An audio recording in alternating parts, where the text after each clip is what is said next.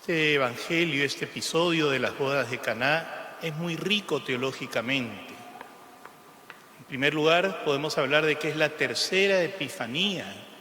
Así como la primera epifanía fue el bautismo de Jesús, en el cual se manifiesta, la primera epifanía fue la visita a los Reyes Magos, que se manifiesta a los pueblos gentiles. La segunda, el bautismo de Jesús, que se manifiesta al pueblo de Israel. Esta es la tercera epifanía en que Jesús se manifiesta a sus discípulos, a esa pequeña comunidad que estaba congregando.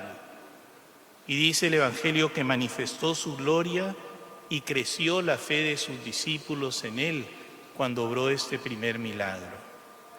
También se puede abordar desde la perspectiva de la institución del sacramento del matrimonio.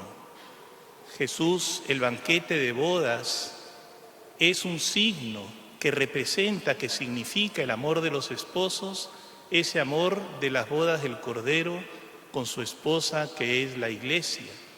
Y este banquete de bodas es un anticipo de lo que va a ser el banquete de bodas del cielo. Pero yo quisiera destacar un aspecto quizá más sencillo, más humano, más cercano a nuestra vida cotidiana.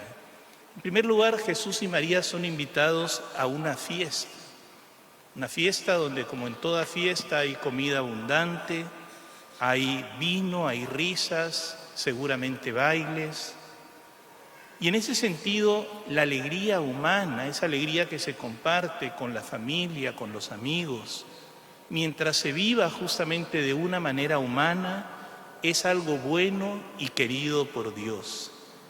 Así como el ser humano necesita trabajar, estudiar, producir, el ser humano también necesita descansar, compartir, distenderse, vivir esos momentos de comunión. Y otro aspecto muy humano en este pasaje es la actitud de María, esa actitud atenta, reverente. Fíjense que en las fiestas judías, como era costumbre quizás entre nosotros hace muchos años, la fiesta la organizaba la familia de la novia. Pero entre los judíos, lo que le tocaba a la familia del novio era comprar el vino. Y no era un asunto irrelevante. El vino era muy importante en una fiesta. Tenía que ser un vino de buena calidad, un vino abundante, porque como dice el Talmud, si falta el vino, no hay alegría. Y así es María entre nosotros. María es la madre auxiliadora, intercesora, que incluso cuando nosotros no nos damos cuenta, no somos conscientes, ella percibe que se nos está acabando el vino de la fe, de la esperanza, de la caridad, de la alegría. Y suplica a Jesús para que con la fuerza del Espíritu Santo solucione este problema, para que en nuestro caso Jesús renueve ese primer amor y que no perdamos el gusto, el sabor, el entusiasmo en la vida cristiana. El Hijo al principio parece renuente y sin embargo obra este primer milagro porque su madre se lo pide. Jesús nunca le niega nada a María. Y creo que también es interesante, ya desde una perspectiva más simbólica, ver qué simbolizan estos dos vinos de las bodas de Caná. Se puede hacer muchas interpretaciones, pero en general se dice que el vino viejo o el primer vino representa los preceptos de la ley y los ritos del Antiguo Testamento, que encuentran su plenitud y de alguna manera terminan cuando comienza la hora de Jesús. Por eso Jesús le dice a María, todavía no ha llegado mi hora.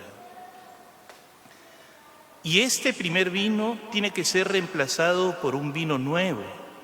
Y ese vino nuevo es el vino del Espíritu de amor, que nos hace libres, que nos lleva a vivir ya no como esclavos en el temor, sino justamente en la libertad de los hijos de Dios. Ahora bien, estos preceptos, estos mandamientos de la ley antigua, suponían de parte del hombre una actitud titánica de observancia, de obediencia, que era prácticamente imposible. Y en ese sentido el primer vino expresa el esfuerzo de la voluntad humana por cumplir los mandamientos de Dios.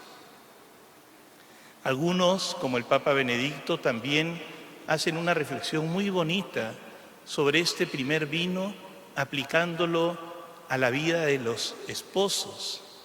Y dice que el primer vino se refiere al enamoramiento en la relación de una pareja, a esa pasión entendida como sentimiento, como romance, como afecto, como ilusión, ese amor que entre los griegos es llamado el eros, justamente el amor erótico. Y también podríamos aplicar este primer vino al sacerdocio y a la vida consagrada. Ese primer vino se refiere a esos primeros años llenos de entusiasmo, llenos de proyectos, de empuje, de ilusiones. Y sin embargo, estos sentimientos, este primer amor de los esposos, siendo algo muy importante, siendo algo bello y algo que hay que cuidar, no es suficiente para sostener un matrimonio. No es suficiente para sostener un compromiso de toda la vida. Con el tiempo ese primer vino se acaba y llega a faltar. Ayer yo tenía un matrimonio aquí, a las 2 de la tarde, y una chica salió a leer las peticiones. Normalmente les damos ya las peticiones preparadas, pero ella improvisó un poquito y dijo algo así como: por fulanito y por menganita, para que nunca pierdan la complicidad y la picardía que sostiene el matrimonio.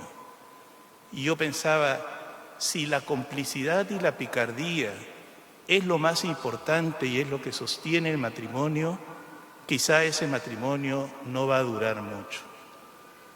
Porque, como dice el Papa Benedicto, el enamoramiento es algo bello, pero muchas veces no permanece para siempre. Y por tanto, un sentimiento bello no es suficiente para sostener una relación. Y aquí es donde es necesario pasar al segundo vino. Y es entender el amor ya no solamente como un sentimiento, sino como una opción, como una decisión, como una entrega que busca siempre el bien del otro, que está dispuesta al sacrificio. Es la palabra que dice Jesús: ámense como yo los he amado. Y fíjense que en el idioma castellano la palabra amor significa muchas cosas. El amor entre los esposos, el amor entre los padres, el amor entre los amigos, el amor a los hijos, el amor entre los hermanos. Pero en griego, donde estuvo escrito el Nuevo Testamento, cada una de estas relaciones tenía una palabra especial. Y entonces, ese primer enamoramiento es llamado el eros. Y este segundo amor, que es el amor que representa el segundo vino, es llamado el ágape. Hay que reavivar el eros. Hay que mantener vivo el eros en la relación de pareja. Pero el eros sin el ágape, sin la caridad, no tiene cómo sostenerse. Por eso es que San Pablo dice: la caridad es paciente, no es egoísta, no busca su propio interés. La caridad todo lo cree, todo lo perdona, todo lo soporta, siempre busca la verdad. La palabra que está utilizando es la palabra ágape, justamente. Y ese ágape, que es de lejos el mejor vino, no podemos vivirlo sin la ayuda del Señor.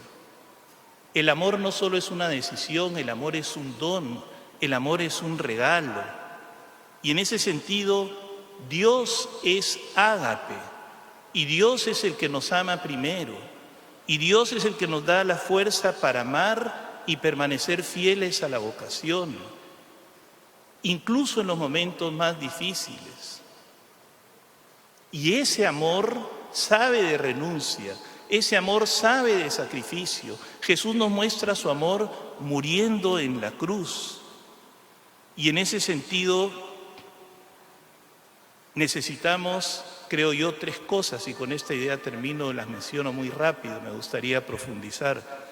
Primero, necesitamos la ayuda del Señor, su gracia, la fuerza del Espíritu, esa gracia que nos dan los sacramentos. En segundo lugar, necesitamos que intervenga la Virgen María. Ella es justamente la madre atenta a las necesidades de sus hijos. Ella es la mujer fiel que vivió el amor hasta la cruz.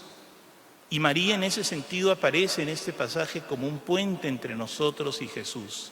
A nosotros nos dice, a Jesús le dice, perdón, mira, les falta vino, intercede por nosotros.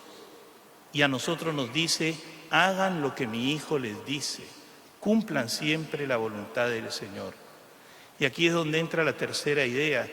Una buena uva, para convertirse en un buen vino, tiene que pasar por el lagar, tiene que ser triturada y prensada en el dolor, en el sufrimiento, en las pruebas.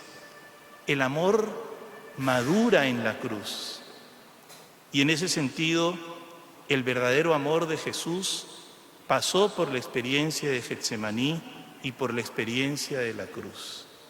Pidámosle al Señor que nos conceda ese vino nuevo, que podamos renovar en nuestro corazón siempre el primer amor, que sacudamos de nosotros toda mediocridad, toda rutina, de manera que podamos renovarnos en ese amor, en esa entrega, y que podamos permanecer fieles hasta la muerte. En el nombre del Padre, y del Hijo, y del Espíritu Santo. Amén.